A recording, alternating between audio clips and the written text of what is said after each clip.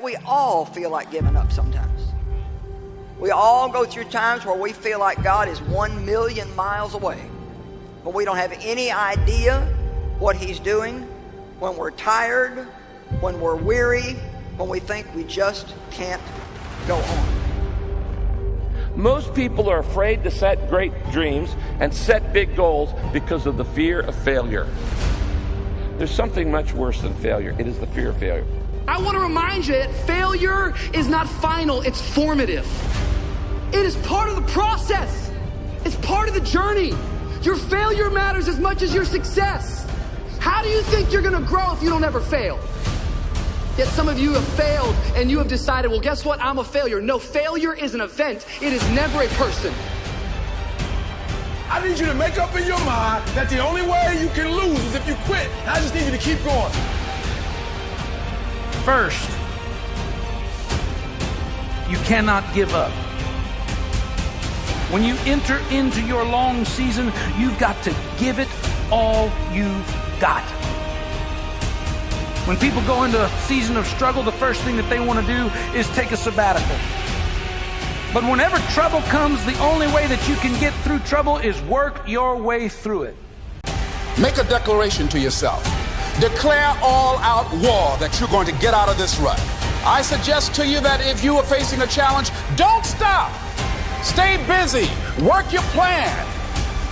Don't confuse movement with progress. In order to achieve your goals, you must apply discipline, which you have already done, and consistency every day. You have to work at it. Every day, you have to plan.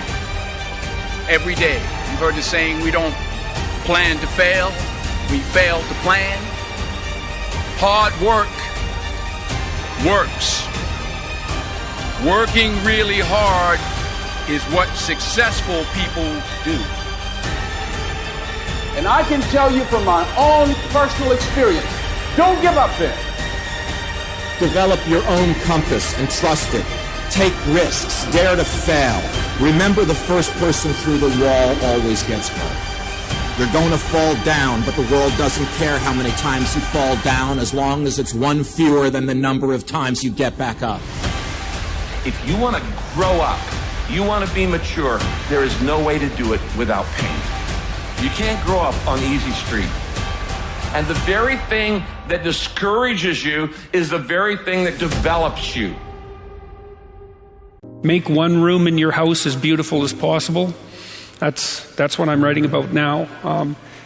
I talked a lot already about the necessity of cleaning your room, which is, in some sense a foolish piece of advice because it seems so obvious, but it's not obvious at all. And you'll find if you try it, especially if you're in a household that's not very functional, that you'll encounter obstacles that you couldn't imagine existed while you're trying to put your life in order. And you can take your surroundings beyond order and move towards beauty, and that's unbelievably useful because, well, beauty calls people to their higher being, I would say, and to make friends with beauty is to introduce yourself very carefully to one of the mysteries of life that make it worth living. Now, we teach things that are generally not taught in school, as I already have said, but I want to talk about another little factor. 90% of the visits to medical doctors are directly or indirectly related to stress. 90%. My stress level, and I face as many deadlines as anybody you know. It's always a book production, a class I'm teaching, a seminar I'm presenting, and each one of them requires time and concentration. Example, how many of you feel like I've made this talk before? Can I see your hand, please? Several hundred times. I made it yesterday. You know what I did between yesterday and today? I spent over 6 hours getting ready for today. You see, I think it would be arrogant if I thought I could stand up and spit it out just because I did it yesterday or hundreds of times. That's arrogance. When you respond to life instead of react to it, react is negative. You get sick, go to the doctor, she gives you a prescription, says, see me tomorrow. You walk in the next day, she said, uh-oh, it's not working. We're going to have to change their prescription. You get a little nervous. But if she smiled and said, hey, it's working. And so she's just responded, and you feel better because now you see some real hope in order to get ahead in life. Make friends with people who want the best for you. And that's a meditation on my own childhood and adolescence to some degree. I had friends who wanted the best for me and friends who didn't. And, they were friends who,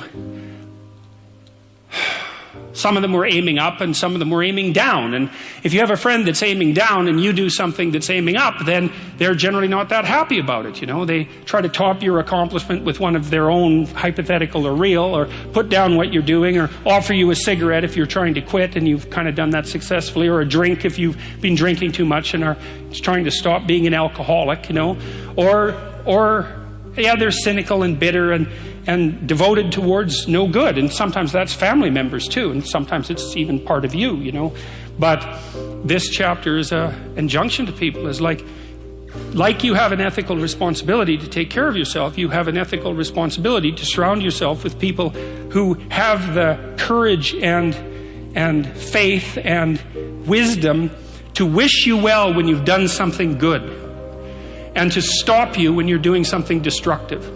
And if your friends aren't like that, then they're not your friends.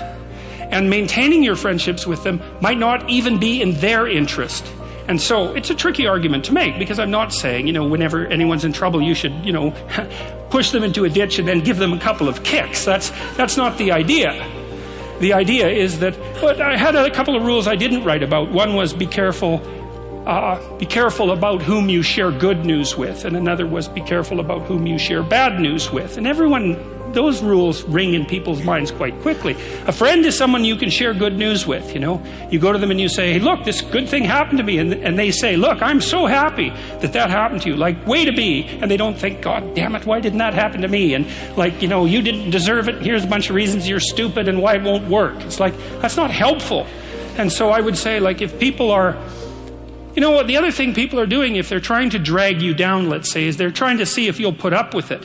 Because they have this idea that maybe life isn't worth living and things aren't good, and that if they can besmirch, let's say, to use an archaic term, something that's pristine and good, then they demonstrate to themselves that there is no true ideal and that there's no necessary reason to be responsible and to strive forward. And so they use you as a test case. I'll just push you down into the low lobster bin and see how you respond. And if you put up with it, then yeah, my cynicism is fully justified. If you take people and you expose them voluntarily to things that they are avoiding and are afraid of, that they know they need to overcome in order to meet their goals, their self-defined goals. If you can teach people to stand up in the face of the things they're afraid of, they get stronger. And you don't know what the upper limits to that are, because you might ask yourself, if for 10 years, if you didn't avoid doing what you knew you needed to do, by your own definitions, right, within the value structure that you've created, to the degree that you've done that, what would you be like?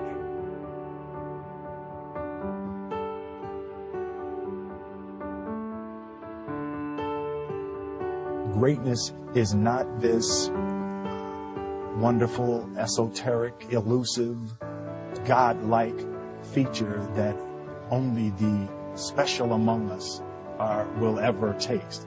It's something that truly exists in all of us. It's very simple.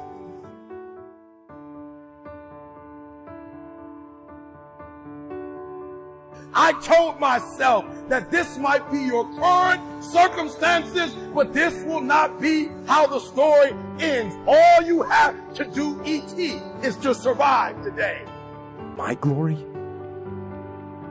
it doesn't happen in front of a crowd. It doesn't happen in a stadium. It doesn't happen on a stage. There's no medals handed out. My glory happens in the darkness of the early morning, in solitude, alone, where I try. And I try, and I try again to be everything that I possibly can be. The best that I possibly can be. Better than I was yesterday.